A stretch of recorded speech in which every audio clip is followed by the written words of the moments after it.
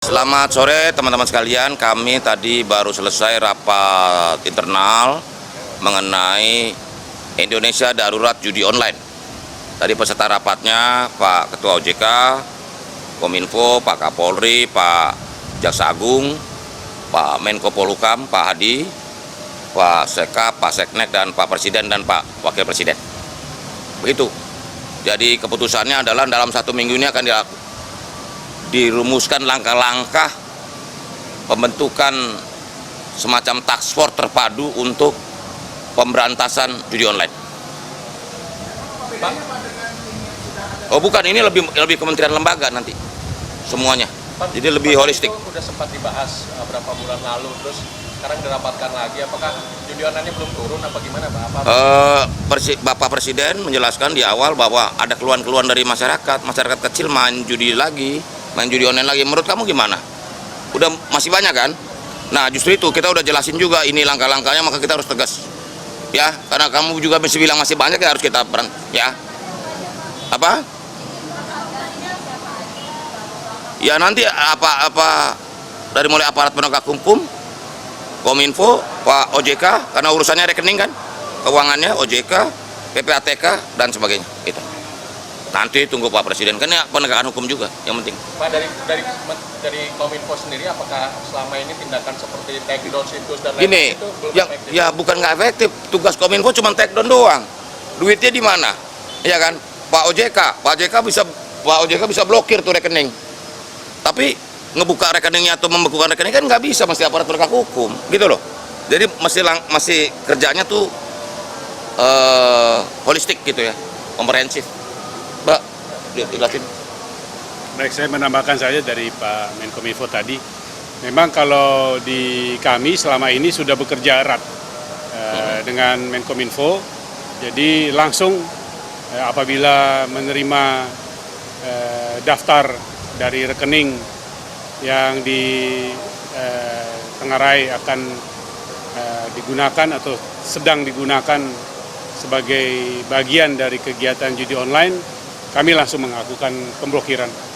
Dan jumlahnya dalam beberapa bulan ini sudah mencapai 5.000 rekening ya. Tapi bukan berarti hal itu tidak efektif. Justru kami melihatnya bahwa itu adalah salah satu lapisan dari berbagai lapisan yang ada di dalam bisa dikatakan proses aktivitas dari judi online ini. Ada yang sifatnya tidak dilakukan di dalam negeri, ada yang lintas batas, ada juga yang dilakukannya tidak melalui rekening bank, ada juga yang memerlukan pendalaman dan penelusuran dari rekening bank termaksud apabila sudah dilakukan pemindahan buku dan lain-lain. Jadi lapisan-lapisan berikutnya ini harus juga diselesaikan sehingga tidak ada ruang-ruang kosong yang terus terjadi. Jadi bukan berarti yang sekarang dilakukan itu efektif atau tidak, tapi setelah itu apalagi, karena persoalan mendasarnya seperti kita lihat sendiri belum terselesaikan dengan menyeluruh. Saya rasa itu tambahan. Itu Pak dari rentang waktu bulan apa? Tahun berapa? Dari akhir tahun lalu. Akhir tahun lalu sampai Maret ini. Maret kemarin. Pak, tadi dibahas juga nggak sih Pak data perputaran uangnya saat ini? Ada, kalau menurut PPATK sekitar 327 triliun perputaran uangnya ya. Apa? Rupiah. Emang kamu pakai mata uang apa? Rupiah. Di Indonesia aja. Di Indonesia aja. Ya kan itu perputaran uang, omset itu udah besar sekali kan. Dan yang dirugikan rakyat kecil. Tahun ini aja tadi saya sudah sampaikan di awal rapat, 4 orang bunuh diri akibat judi online. Pak, kalau boleh tahu Pak. Jadi kita negara ini harus serius lah. Ini peringatan, nanti seminggu lagi lihat aja ada langkah-langkah dramatis yang dilakukan. Tunggu aja. Kalau perlu ditangkap aja tuh bandar-bandarnya ya. Kutip kata Menkominfo, tangkap aja bandar-bandar judi online itu. Loh ya pasti dong edukasinya, literasi digitalnya, emak-emak juga apa? Ya bahwa judi ini kan udah tindakan yang secara undang-undang kan ilegal. Jadi penguatan apa lagi? Yang penting langkahnya, ini langkah menyelesaikan ini secara efektif gitu loh.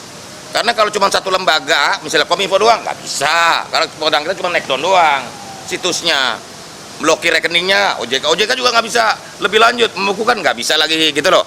Mesti aparat penegak hukum kan, kepolisian, kejaksaan, paham nggak maksudnya? Bu.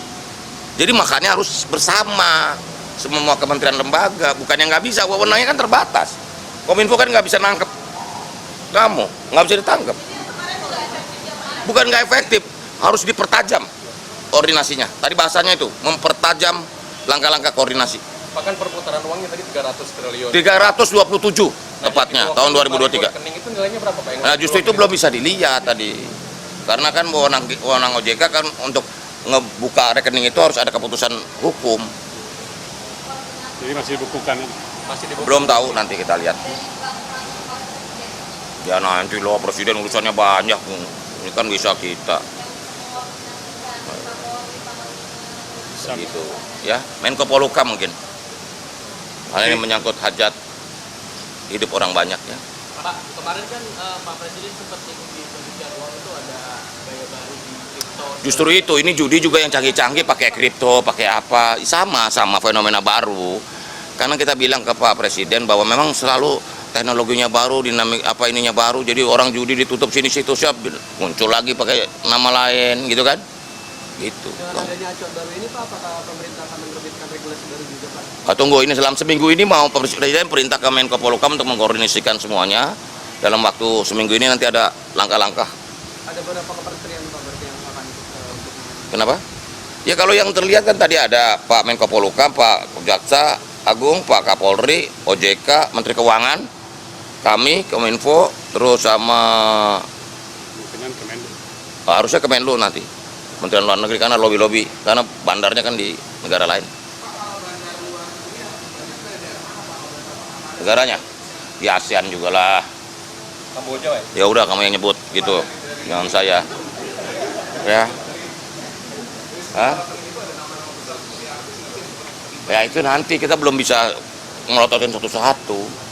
Pokoknya kalau itu kamu aja yang nyebut ya, saya mengiyakan aja. Ya itu lagi dirumuskan dalam waktu 1 minggu tadi hasil putusan rapat itu. Ya, Oke. udah begitu aja dulu sementara. Apalagi 320 triliun itu termnya sampai kapan Pak? setahun sepanjang tahun 2023. Sepanjang tahun 2023. Ya. Kalau praktik pencucian uang itu mayoritas Pak? Nah itu kan macam-macam, bukan hanya dari judi online, dari tempat lain juga ada kan.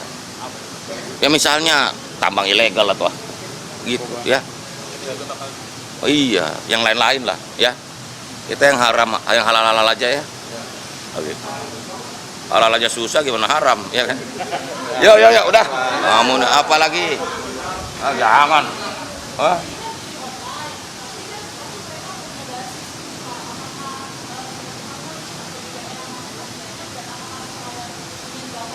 Enggak, ini kan gini loh, yang namanya online ini kan bukan judi offline. Kalau judi offline ada rumahnya, ada markasnya, ada tempatnya, ada locus delicti lah kalau kata Pak Jaksa Agung, iya kan? Ada tempatnya. Kalau judi offline, kalau judi online kan lintas batas, lintas negara. Kompas bisa, itu tadi sudah sampaikan di Kamboja. Termasuk beberapa usulan visa diperketat, apa. Begitu loh. Sampai tenang aja dulu kamu nih. Ntar minggu depan ada berita lagi ya. Begitu. Kamboja itu 90.000 orang Indonesia di sana. Dan saya sampaikan nggak ada penerbangan langsung Jakarta Phnom Penh. Lewatnya Thailand. Bilangnya mau piknik. Ya itulah ya.